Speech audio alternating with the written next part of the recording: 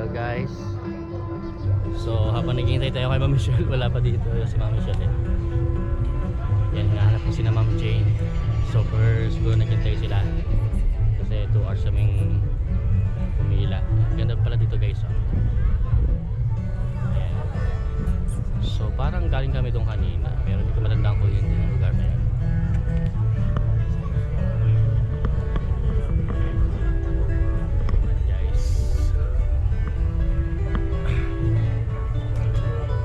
Tagal ni Ma'am Michelle, wala pa si Ma'am Michelle.